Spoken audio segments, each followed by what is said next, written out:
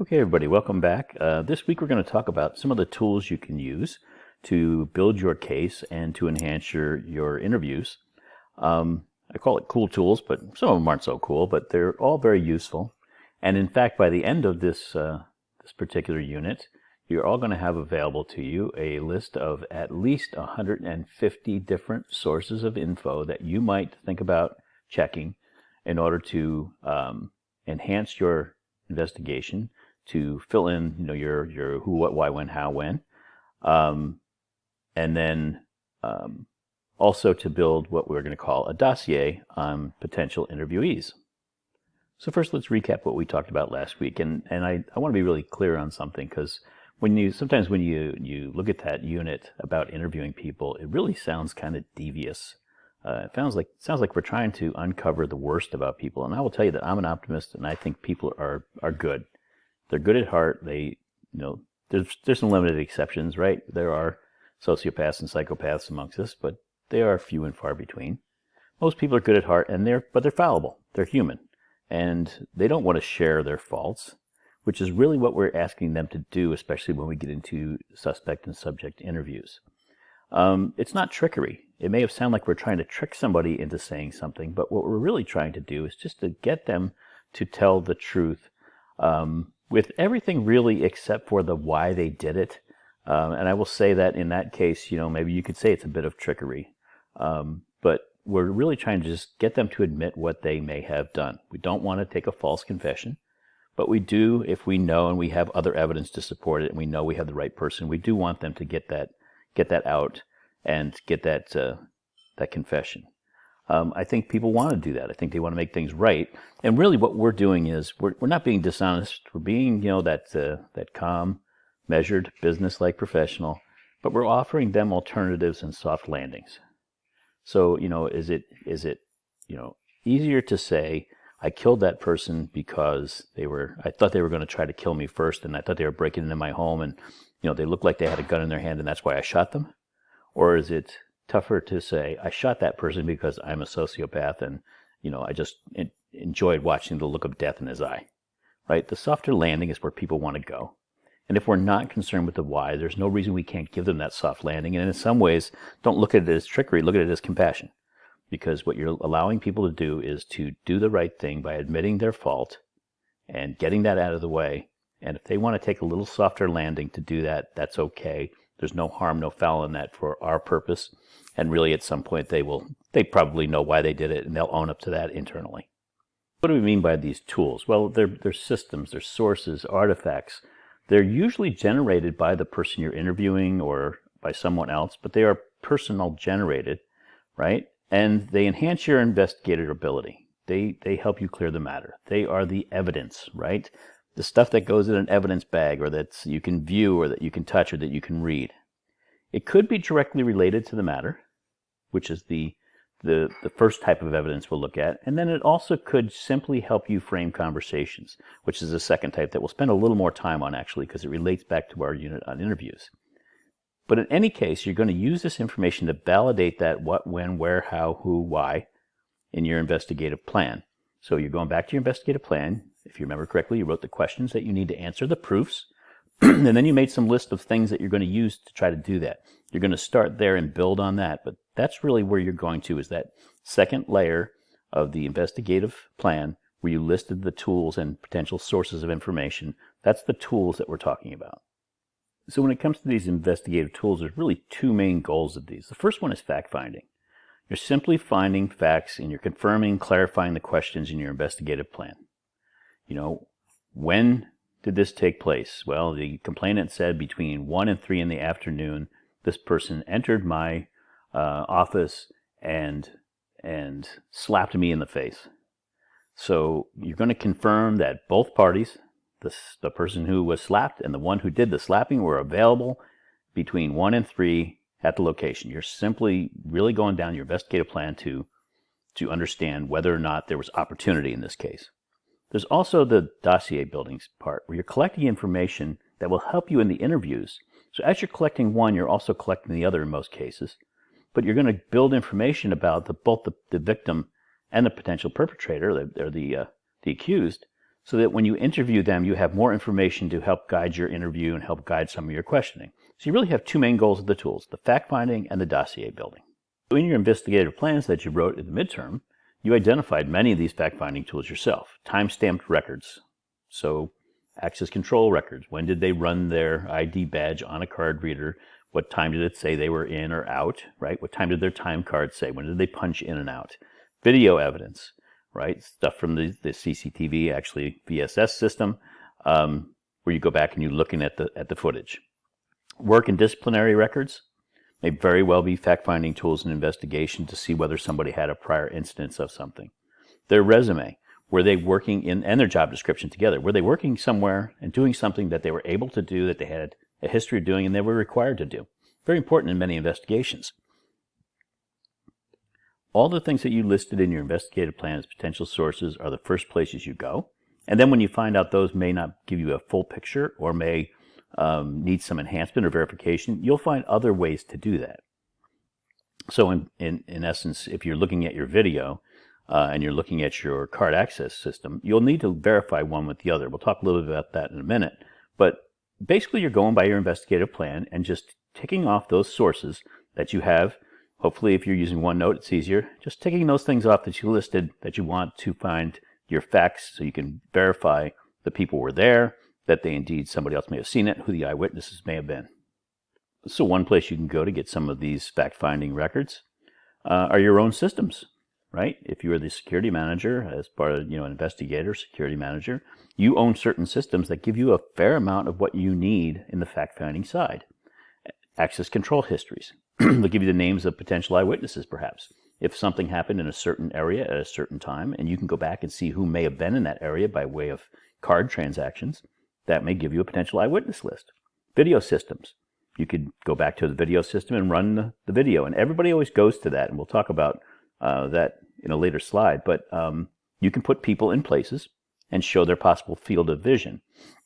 For instance, if the incident is happening behind the person and the video shows them looking straight ahead, you know that they may have heard something but they didn't see anything. So the video system will help you put in perspective how much of a witness they might be and how strong their account might be.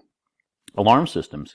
You will know if there was a door breached. If something was stolen out of a particular room, that room has an alarm door and an alarm went off, well, that's a clue for you to go back and see, again, who may have been in that area. Perhaps if there's video, talk to witnesses who should have been in the area. But again, video is not what you think it is, and we'll talk about it in a minute. And then time date stamps matter. Time date stamps on video systems and access control histories need to be correct. Sometimes they don't update automatically. You're responsible for that, so make sure that they're always in sync. What are some of the other records you might want to look at? Well, job history and promotions, right? You want to see if this person's a fast track. You want to see if they have a guardian angel, as it's called in business. It's the same person they're always working for, always promoting them. You want to look at their resume. It's in their personnel records. You want to see where they've been before, and maybe there's a history of why they're not there today.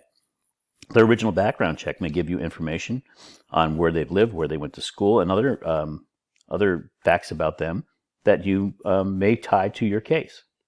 The I-9 form, or the immigration form that everyone fills out when they take a job, oftentimes people will present a passport for that. Well, if they have a passport, can you check and see where they may have traveled to?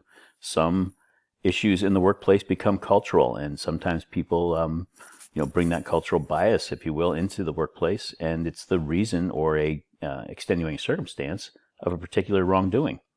Well, I've had that happen a number of times, so understanding where they may have traveled to is something that you probably want to take a look at. Disciplinary records, obviously.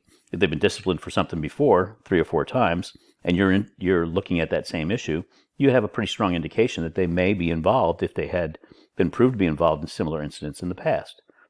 Expense accounts, travel records, very important to see the lifestyle.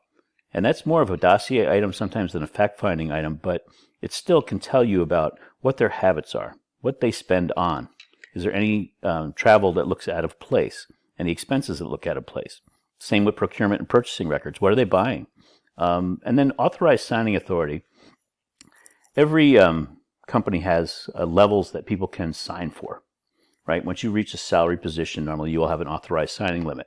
And that's the amount of things that you can buy, a dollar amount. Sometimes it's 0.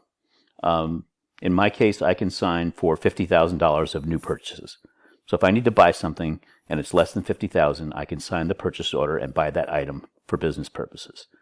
Others may have a higher, and in fact, many people have higher than that in business, and others have much lower.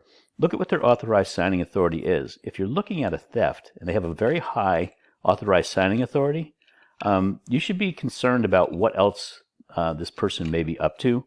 If they have that much leeway, if they travel a lot, have a very high expense account record, a lot of spending, and you're looking at them for a minor theft, you probably want to dig just a little bit deeper, because it's unusual that someone that has those other tools available in which to commit a crime, which would resort to a petty theft, let's say. So those are all things that you want to do to get a flavor for the person, get a flavor for the case. But again, all of these can be things that are listed on your interview plan, or excuse me, your investigative plan, without a suspect.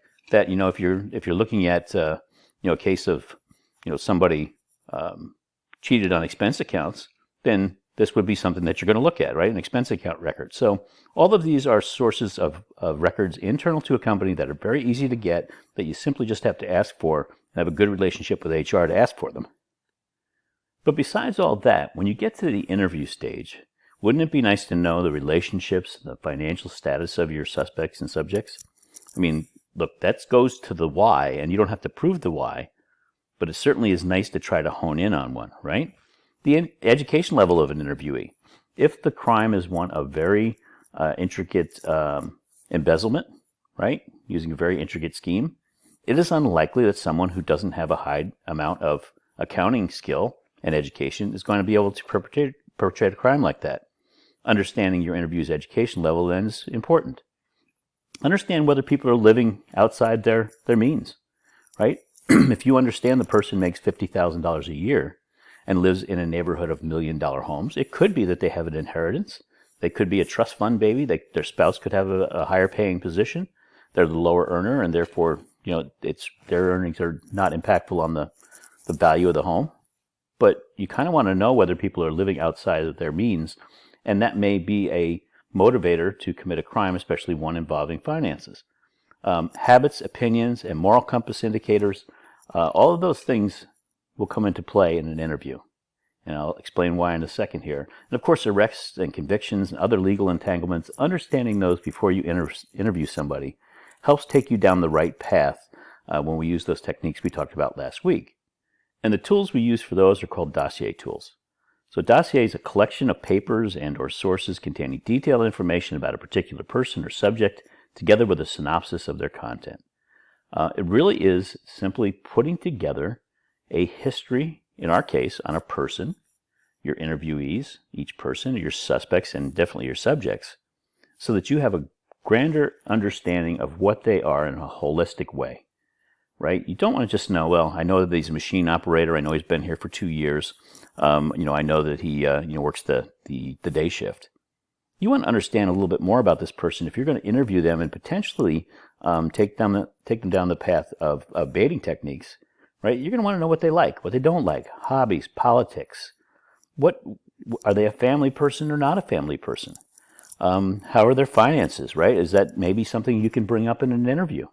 Other personal information helps you frame your questions better, put different themes on your interviews, and it's especially helpful in baiting. But also, these dossier tools help you understand the power dynamic we talked about, especially connection power, when you start to connect people with other people that maybe connections you wouldn't make simply by looking at those tools that the company has available. So if you're not going to pull this information from company records, right, from the personnel file and other things, where are you going to get it? Well, I think you all know that there are many internal and external sources, that the interviewee normally generates these things themselves, so it's very hard for them to discount them because they indeed make these records. Many of them are contingent on where you happen to be in the world, because some of them, especially the external ones, have some controls on them. Pennsylvania may be different than Michigan, where I live. And so we'll talk a little bit about that. But also the communication devices they use, obviously. Physical security system histories. We talked about using the physical security history for, straightforward verification of where somebody may have been and what they may have seen. But you can also piece those things together to form a few different items that might be of interest. Social media, obviously, and I'm not going to do a lot on social media because you guys know it better than I do. And you also know the value of information in social media. And there's also open source records we can talk about that can help you put together a fairly nice dossier on somebody to get an idea of who they really are and what makes them tick before you take them into an interview. So communication devices. When you take a job with most companies, they will give you certain communication devices because that is how companies work, right? Be they for profit or non-profit. You will normally get a laptop at work. You will normally get a cell phone at work. You may get other devices, a tablet perhaps, depending on what your job is. Just don't think about the emails that people send. You can always pull email, and every company owns the server that those emails go on. They own that email. You have very little expectation of privacy in the workplace when it comes to what you do on company-issued devices, and especially when you're using them on company-owned servers and networks. In fact, most will have a pop-up when you sign on with your password that tells you that anything you do is a work product, and that work product is the property of the company and not of you.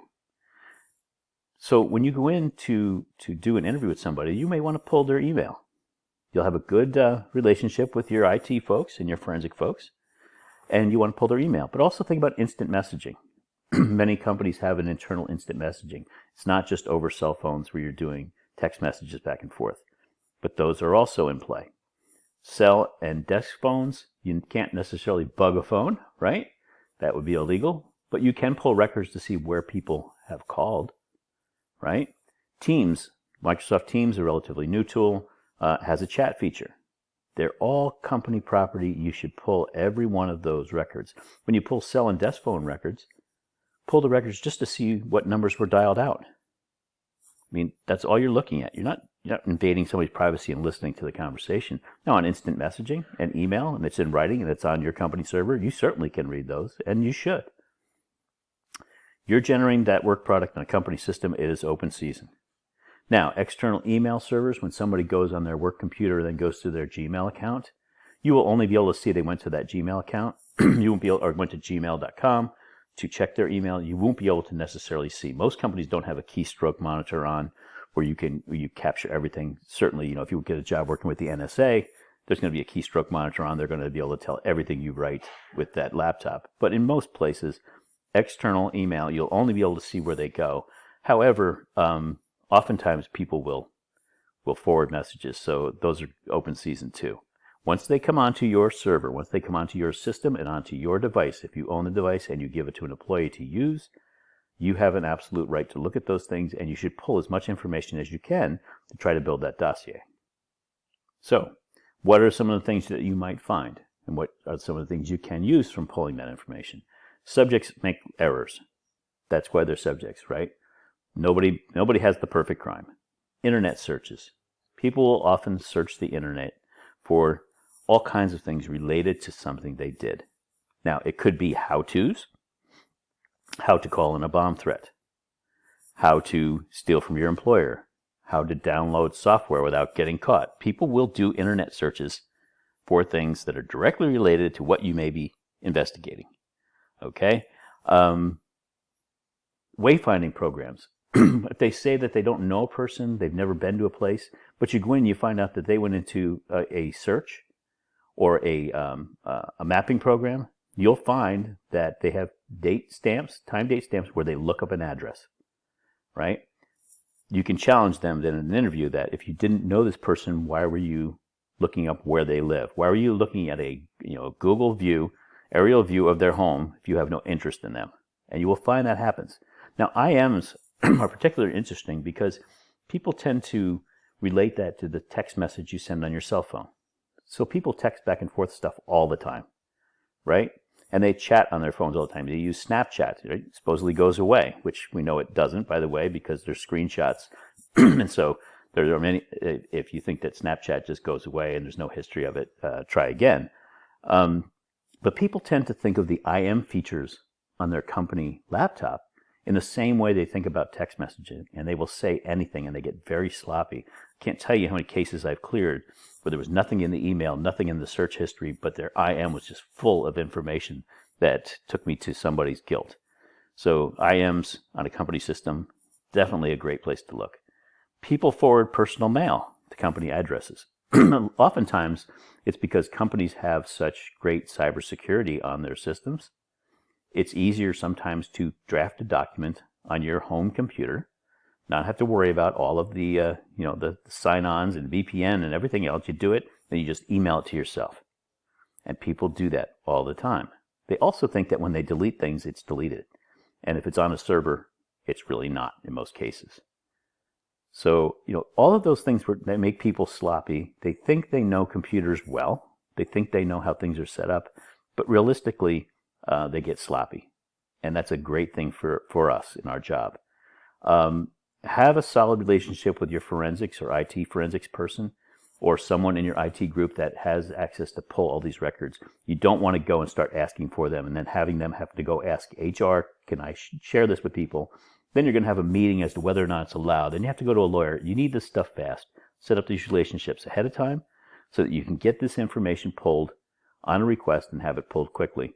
But you will find that subjects get very sloppy, and these 4 things right here are things that are in almost every case I've had.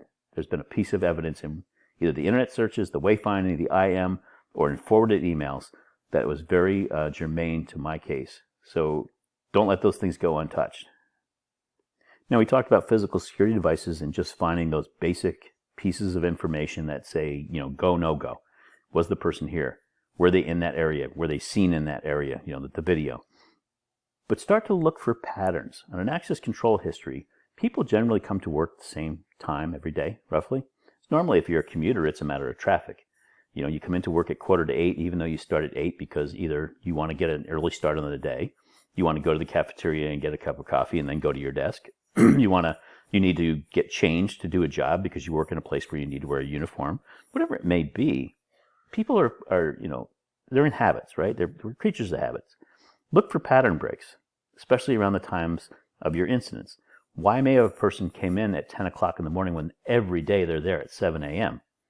That may help them, even in the interview, frame the time frame when, I came in 10, I had a doctor's appointment that day. Okay, now they're getting a feel for, when you start to remember stuff, you want to remember things that happened in a particular day. But it also will tell you who carpools with who. There's a power dynamic. Let's just say that, Bob and I carpool together every day. And I know Bob's stealing from the company because every day when we go home, he puts something in the trunk, right? I know that he's just not bringing stuff out that belongs to him. But I'm not going to tell you much about Bob because I don't have a car. And if Bob gets canned, I don't have a way to get to work, and we live out in the sticks somewhere. You probably want to know that power relationship, right? There's a connection and a coercion potential there. So you'll validate opportunity and look for consistent patterns, but especially look for other people who may have the exact same pattern, right? If they come in together every day and leave together every day, you're going to be looking for some power dynamics there. Now, video systems, this is your one and only disclaimer in this class. Video systems are not what everybody thinks they are. A couple things happen with video systems. Number one, a lot of them are pan-tilt zoom cameras. Those of you who have taken my physical security course understand what that means. The camera pans, tilts, zooms, it moves around.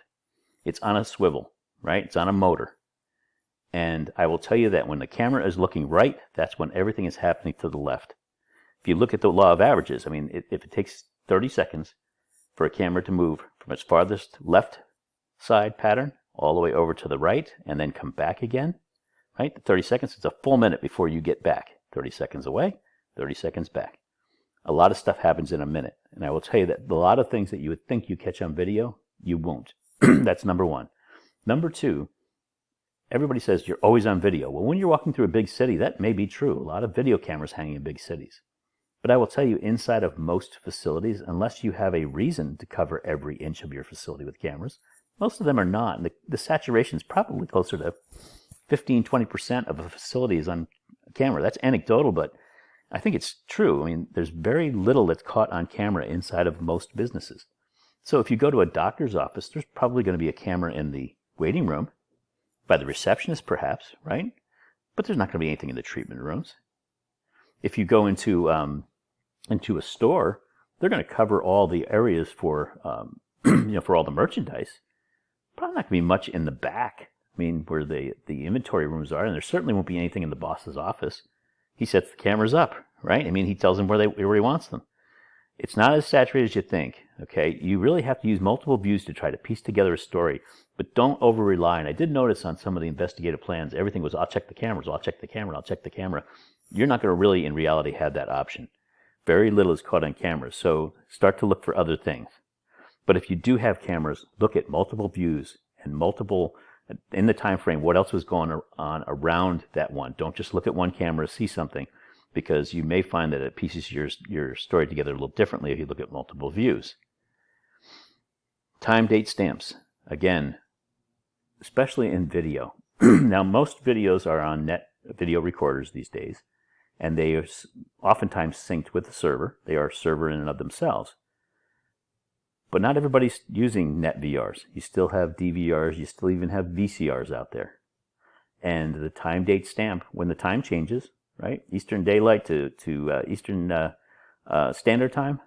Somebody needs to go and change the time on the camera, on the recorder rather, and nobody ever does that.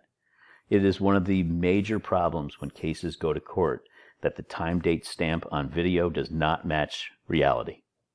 Right? You show somebody on your access control system that they leave the facility, they run their badge, and the gate opens, and they walk out at 4 p.m. And you've got them on video, and it says 4:06 p.m. on the video. And it's because the two are not synced together. And a good lawyer is going to say, my guy couldn't have been in two places at once. And once you get shot down on one little piece of video not matching other time frames, that whole video becomes inadmissible, and you lose it. Use one source to validate the other, and anticipate what questions people may ask about, did you look at other cameras? Are these time date stamps the same? Anticipate all those questions when you're putting together your case, because I will tell you that physical security devices, and it's embarrassing because you're responsible for them if you're the security manager, often don't match up.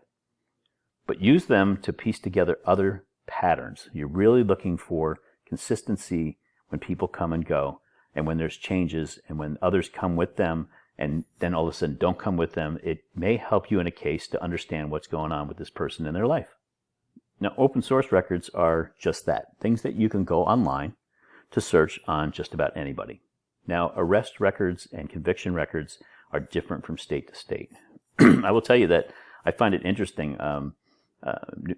New Hampshire is one that just blows my mind, because when you get arrested, your name and your date of birth, not your date of birth anymore, but your age, and your address can go in the local paper. Bob Jones, 46 of 123 Main Street, was arrested for drunk driving on Friday night in the town of any town. When Bob gets convicted, you have to go and file for Freedom of Information in New Hampshire to find out what he was convicted of. If he copped a plea, it would be different than the DUI you would expect, and what the punishment was. So it seems backwards to me. In most states, arrests are not reported to the public, but convictions are open, and you can go look at them. Now, I found Pennsylvania is tough to go find offender records that did not result in corrections time. And in corrections, I could only find active corrections cases, not past ones. In Michigan, on the other hand, when someone goes to prison, you can always look up their prison record and see what they went for. Most states now have sex offender registries, so you can check there, and you should check there. Online court records can be statewide, or they can be countywide, or some combination thereof. Tennessee, for instance, if I'm looking for somebody in Memphis, I can't go to the state of Tennessee and look to see if they were convicted of a crime in Memphis, Tennessee. I need to go to Shelby County, which is where Memphis is, and look at the Shelby County court, and that will tell me about convictions in the court for anybody dating back many, many years. Every jurisdiction is a little different, so you've got to play around with those online court records and find out. Some of them you have to pay for a service. Arkansas, you have to pay for a service, and you have to post a bond, up to $25,000 bond, which means you buy an insurance policy for $100 that says if you cheat the state and don't pay for the service, they can come and get their money. And then you can go directly into their records once you've posted that bond and fill out the application and paid the subscription fee. And for, I think, $10, you can go in and you'll look up anybody, and they'll tell you anything about them. But you have to subscribe to it ahead of time. You can't do that when the case first comes up, right? It takes time to mail in all the forms and get your bond and all that sort of stuff. So this is things you need to think about ahead of time. Another thing you have to think about in open source records are name checks. And I had a case one time where I had a site where there were a large number of people who were getting warrants served at the place. And the site leader called me and said, I've had like 4 contractors come through here in the last couple of months, and the cops just keep showing up with warrants for these guys. Is no one doing a background check? And so we had procurement audit the background checks of the companies these people worked for, and they said, no, they're coming back with clear records. Well, it's because they were checking Joe Smith rather than Joseph Smith, or Joseph Smith rather than Joseph A. Smith. If you're only doing a check based on names, and there's some of those 1995 one-time background check services only check based on name and approximate age and race. Gender, race, approximate age, and name. That could be any number of people if you've got a very common name. So you want to make sure that any matches you have, you can verify in another way, because, and again, it could be coming back the other way. You're coming back with a clear record when the person does have convictions. You want to check their given name, the legal name that you can find for them, against any criminal records. And you want to check addresses for anybody with a conviction, because you want to know if they're living with other people who have convictions. You will find that many people in departments of corrections around the U.S. move from the prison system into a halfway house. And when you find out they have an address and then you list who else lives at that address, you'll find 10 or 12 other men living in an address, let's say. That's unusual, right? The normal family dynamic tells us that normally 10 grown men in their 40s don't live in the same home. Now, there's nothing wrong with that. If they want to do that, that's fine. I mean, it could be a boarding house, right? We don't have many of those anymore. That's kind of a thing of the past, but boarding houses used to be pretty common. Could be a dormitory of some kind, could be a hostel for all we know. But it is unusual, and you'll want to then do an association with the other names that come up at that address. In fact, my wife and daughter are both realtors. I think I've mentioned that before. And when they have they're going to meet a client for the first time at a house to show them a house, the client calls them, they have them send their copy of their driver's license, and I do a mini dossier and go through and check to see. And I have had more than one hit on people. And, they're still entitled to buy a house, and my wife and daughter will go and show them that house, but they will go in armed. So, there's a difference in this case of the open source records. You really have to do an association game. When you find somebody may have a conviction, okay, find out where that conviction was. Now check their other records. Did they show in their company records that they even lived in that place? Okay, so now they're hiding something potentially. Who else, lives at their address? Is it some other convicted felon, perhaps? All those things will help you when you get into that interview of having all this information, and we'll show you how you're going to drop that in a minute here. But other records you can look at are civil records, bankruptcies, tax liens on properties.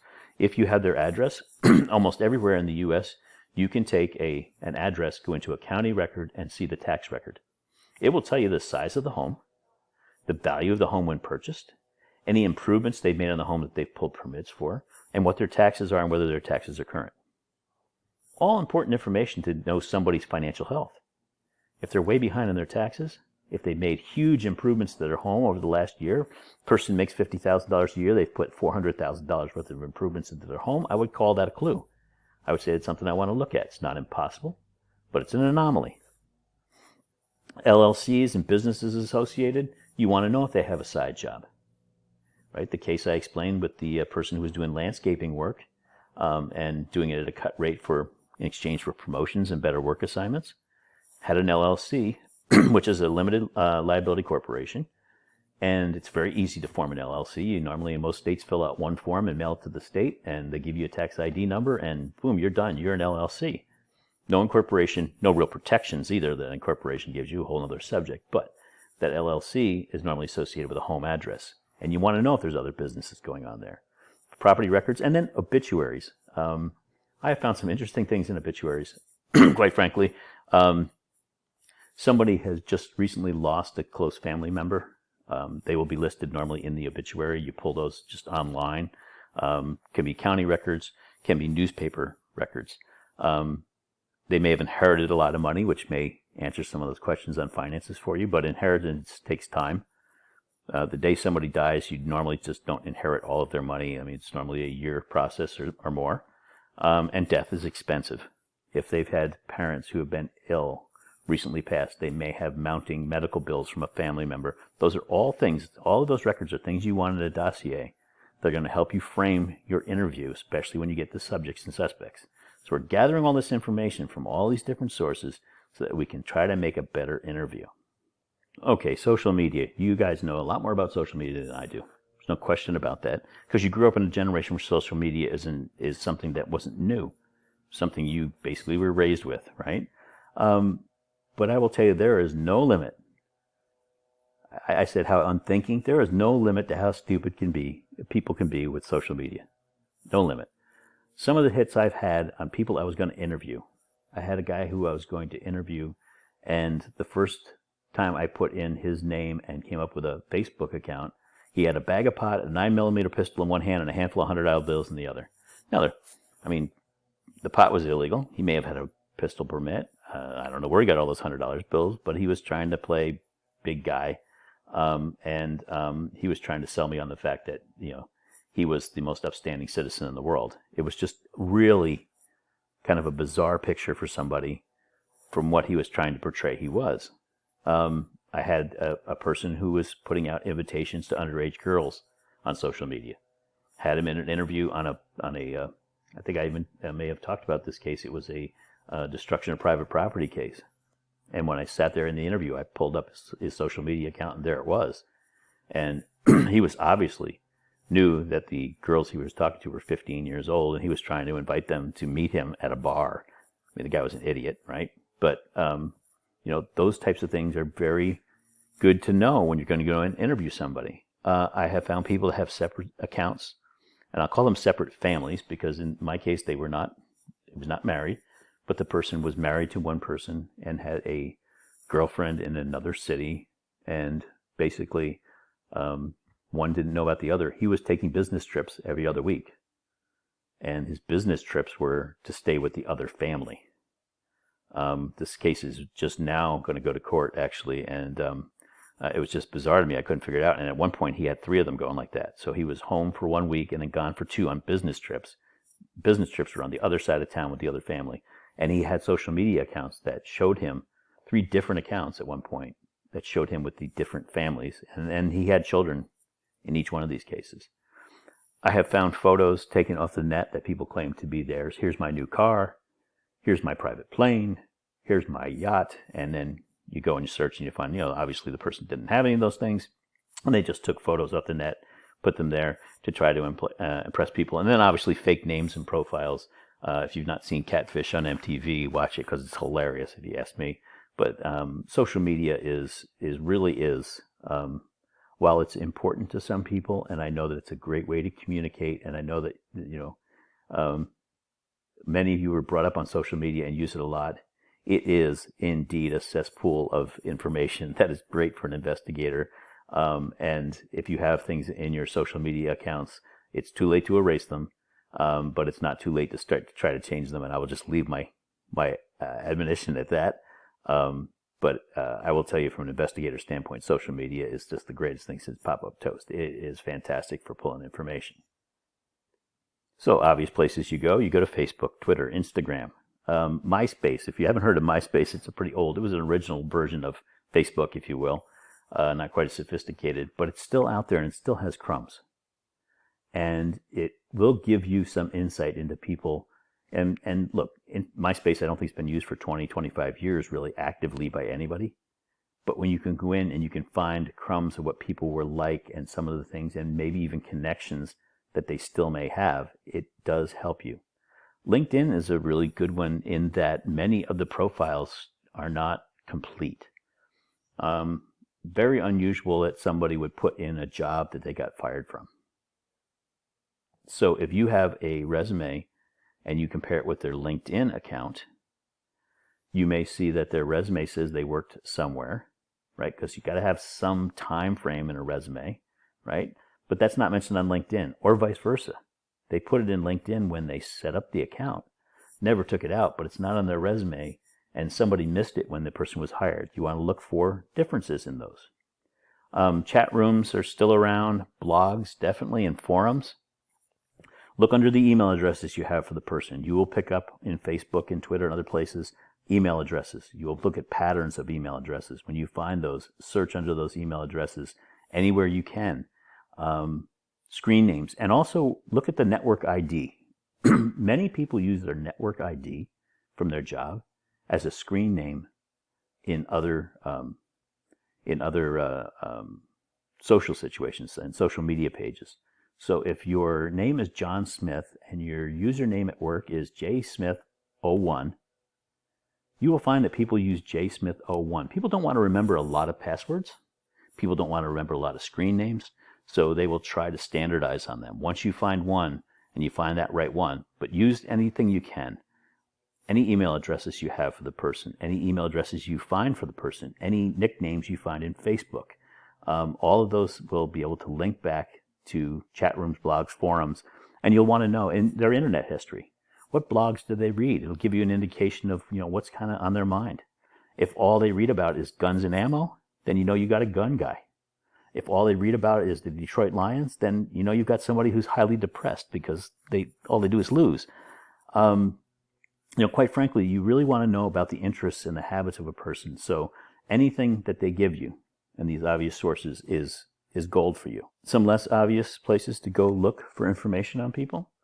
Google image search, if you have pictures. I don't know, you guys probably know this, but you can take a picture and search to see where else that picture shows up, and similar pictures show up on the internet. If someone uses pictures in a Facebook account and you suspect that they may be false, then put them through Google image search, and if it comes up that that particular yacht doesn't really belong to Bob, it belongs to Jeff Bezos, you probably want to know that because you can bring that up in an interview. It's open season on that stuff, right? So Google image search, if you've not used it, practice it because it's kind of cool, and you will find that pictures that people use show up in a lot of different places. Ben Verified is a cheap service. It's something that many people use when they're going to bring workmen into their homes, nannies, babysitters, the like. You run through Ben Verified. It's kind of a cheap end background check that checks the 50 states. But again, it's only as good as the information you put in, the name. You're not going to check an ID necessarily on everybody before you have them in the home, so you're running it. But it's a pretty good one. It's got a pretty good database. So if you subscribe to that, if you're an investigator, it's a cheap subscription. I think it's like $25, $30 a month. High school, college web forums. If you know where the person went to high school, look up their high school reunion coming up and see if they're on there on a blog talking to people. Same thing with college. Multiple profiles under the same name. Don't always stop when you find their Facebook page. Plenty of people have more than one Facebook page and they seldom match. There's tidbits of information in every one of them, so check for multiple profiles. Sportsbook apps. If you find a username that they use consistently somewhere, and you find that maybe this is a financial crime, there are 3 reasons normally people get in financial trouble. Okay, it is substance abuse. Okay, it is extramarital relationships, and it is gambling. Those are really the reasons people get into financial constraints. So, sportsbook apps. If you find a username, don't be afraid to look there. Charitable causes. If they have certain interests, you can check charitable causes. You may find that people do get actually financially overextended by too much charity. They feel expected to make contributions that they've made in the past, and then they get themselves jammed up and feel like they lose social status if they don't. But understanding their charities that they enjoy may help you in the conversation. Newspaper article searches, certainly. A Google search will normally give you certain things to look for in newspaper articles, but if you find a newspaper article in one, look at the other newspapers around that area. If you find them in the Butler Eagle, you may want to look in the Pittsburgh paper to see if there was a different twist on a particular article, right? That you get more information on. And then political affiliation and voter records are telling in 2 ways. It gives you address changes that may or may not match up with what you have, and also will tell you whether or not they are really politically active. If you find that they are registered in a political party, you may want to go look at that party's records to see if they're politically active. That may help you in your conversation. We're not casting aspersions on anybody's politics. We're not saying they give to the wrong charities. We're not saying there's anything wrong with sports book betting. And we certainly hope they went to high school and college and they stay in touch with their old friends. But you're gathering information that you can use in the interview. So now we've gathered this dossier, as much information overload, if you will, on the people that we're going to talk to. We want to be able to frame our interview questions, find common ground, things that can loosen up a conversation. And if you know something about somebody, think about when you meet somebody for the first time. And you know a little bit about them. You meet somebody and you know that they're really a big football fan, right? They show up at you meet them somewhere and they're wearing a Steelers hat. Well, one of the questions, if you're just trying to break the ice, is, so a Steelers fan, I see, huh? I mean, it's really just something to loosen up a conversation. If you already know that they're a Steelers fan because you looked it up, you might want to say, yeah, you big on football? Already knowing what the answer is. Oh, yeah, I'm a Steelers fan. Oh, yeah.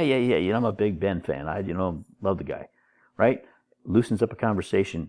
It also may help you to apply some gentle pressure, and we'll go over that. You'll understand the sources of power around them, the connections they have. You've learned something about them. You know who they're connected to. You know those connections and how they may influence what you're going to hear in the interview. That also then helps you with what motivates them. And it's going to help you when you go into the baiting technique, especially, to phrase questions in such a way that you don't just shoot from the hip and go in randomly. You now have some more focus to that baiting. So let's look at an example here, baiting technique. We might ask, is it possible the person saw the opportunity to steal and it just overcame them? They just didn't think. Now, we could ask anybody that question, okay? But if we know that this person is extended too far financially, because we did a lien check, we noticed there's a lien on their car, and we've also checked, and they've got family pictures, the wife and kids on everything, right? I mean, you've seen their office. There's tons of wife and kid pictures, and they're all over their Facebook is all about their family, and we know there's just lien on their car and on their home. Might we say, is it possible the person just didn't see an alternative? Maybe they have bills piling up. They're just doing what they could to protect the people they love.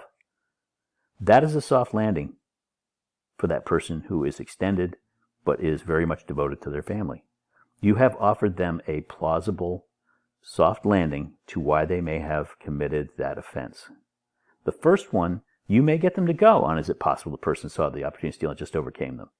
That might work. Remember, we're not really looking for the why. But if you get closer to their why, or give them something that would be a plausible why for them, why they may have done it, that's when you're going to start to get the agreement. Your legwork allows you to put that question in a theme and in a frame that is more palatable, and you'll get to your admission much quicker that way. You might ask, is it possible the person who did this just sees everybody else with extra cash and felt cheated? No one's going to miss that money anyway. You can ask that of anybody. But if you see through your check on social media that the person has a trail of extramarital affairs, that they've got, a girlfriend in every city and a wife in the third one, right? Maybe the person who did this has family issues. They're working through this. The extra money is something they can't ask their spouse for. I mean, is that possible? And sometimes you just can't go to your wife and say, hey, I need an extra $200. And, basically what you're hinting at is the $200 is for some other woman or man, depending on the circumstance. But you framed your question. Your baiting technique got better because you had more information on the person and you're able to hone in on things that might strike a chord. That's what all of this legwork is for. You can also use it to apply some gentle pressure. If someone seems to be holding back on you, look, Bob, Sally and the kids don't need to know what we're talking about here today. Now, I'm sure that this guy, Bob, never mentioned his wife's name is Sally, but you are just applying a little bit of pressure. You're letting him know that you know something he doesn't know. You're letting him know you've done your homework in that case. Betting on football is legal. A lot of us do it. It's just a way to have fun, make a few bucks. He didn't mention anything about betting on football, but you know that he's got himself overextended at the sports book. That's probably why he may steal something. Just generally, good people get caught up in situations that spin out of control and they panic all the time. We just need to start putting the pieces back together, right? You're there to help them get out of this situation. And you can frame it that way, and you can be that person. You can actually be there to help them get out of that situation. As long as you're getting the facts from them, getting the story from them while you're talking to them, there's nothing that says you can't be helpful. And the one that I've used before, more than half the people I know have bad credit, don't have $2 to touch together, but everybody believes that they're perfect because on Facebook they say so.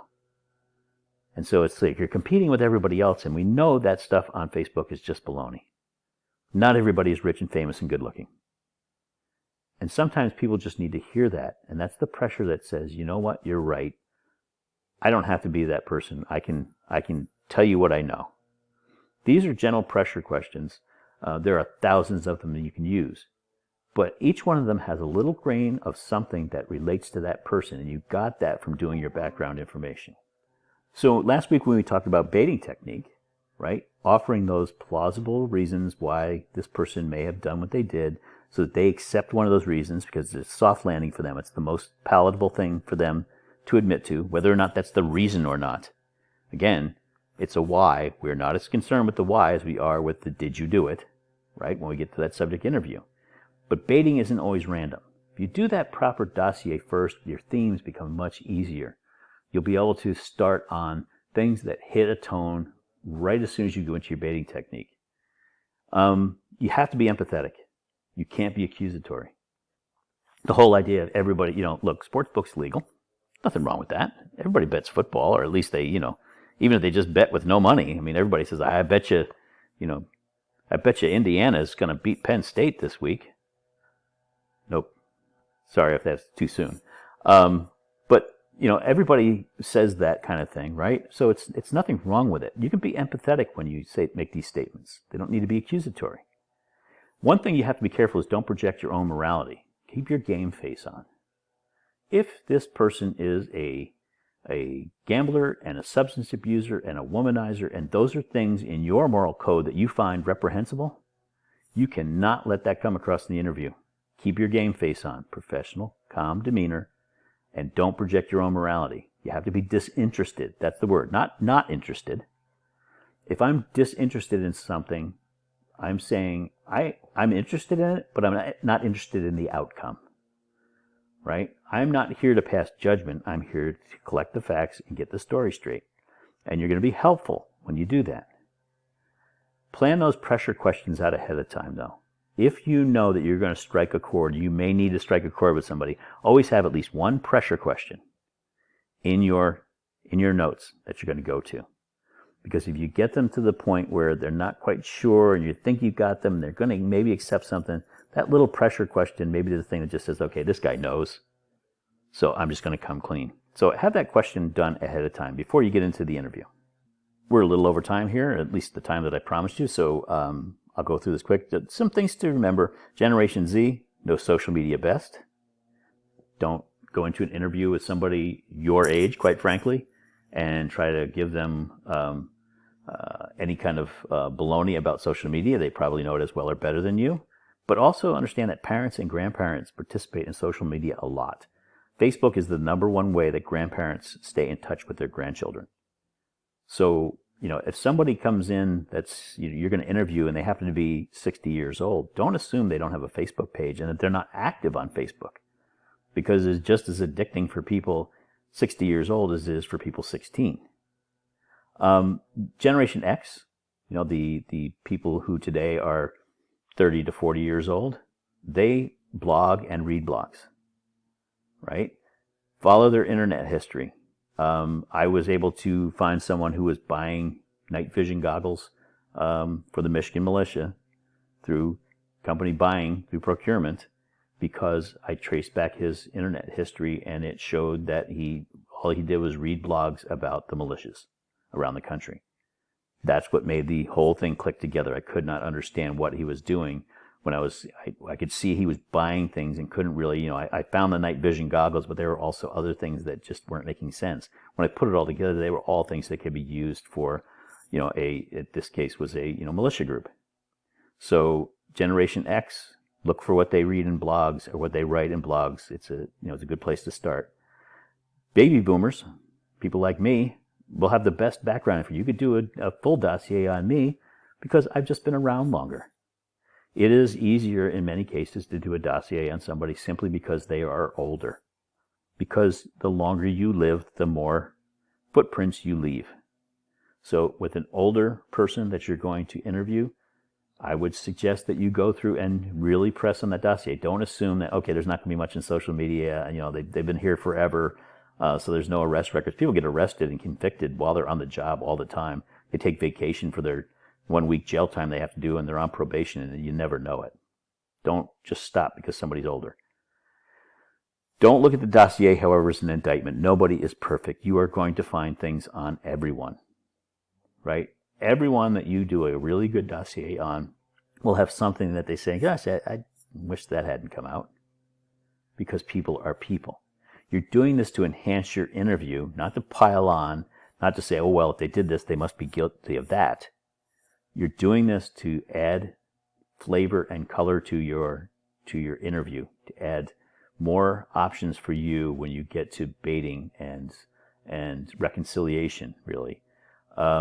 So don't use the dossier to try to build a case against somebody. Use the dossier to try to build things that you're going to talk about in the interview that will help you get to build the case that you have at hand. Okay, so now we learned about something about the tools that we need when we have our investigative plan, and then the tools we use to build a dossier. And you are going to find a whole lot more, and I'm going to give you that opportunity this week, because we had the lecture, which you just finished, thank you, and went a little long, so I apologize for that. I hope you took a break in the middle. There's some reading, very light reading to do, and then there's a discussion. So the discussion is going to be a list this week, okay? If you wait until late in the week to post, it's going to be really hard for you this week. So when I say you post 3 separate times during the week, there'll be 3 separate posts that you need to do, but they are very, very short. And this is going to be the format we're going to use. Your first post, you're going to name a source of info you might use when building a dossier. Okay? Any source. I want it to be relatively specific, though. Right? I'm going to go to the Pennsylvania State Sex Offender Registry, and I'm going to check. And then list the website that you would go to, right? And tell us in a sentence what you hope to learn from that. I hope to learn whether or not this person has a history of, sex offenses. Pretty basic on that one. That's all you need to do. I mean, you're really going to do a sentence on where you're going, either a web address or how you would get to that particular piece of information. Most places it's going to be web addresses these days, but it could be that you're going to look for another artifact in the workplace to build a dossier.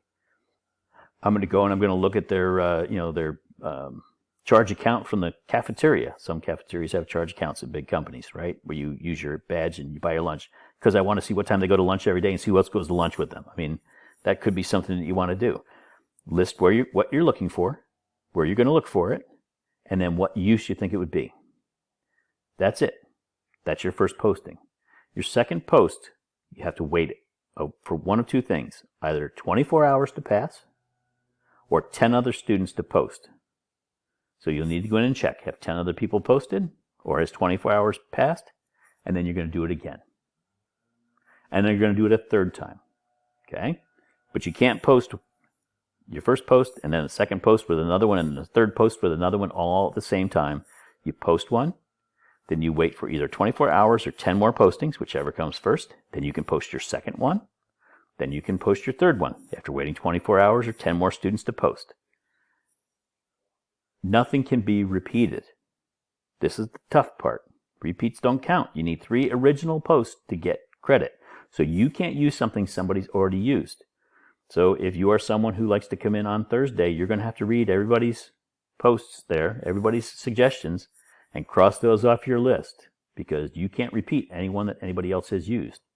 So if you get in early, the first one who posts, the first post is easy. If they wait for 10 more people or 24 hours, then they only have 10 more to check and see, okay, I can't use that one, I can't use that one. Okay, I got another one, I'll use this one. If you do it early, you'll be in much better shape.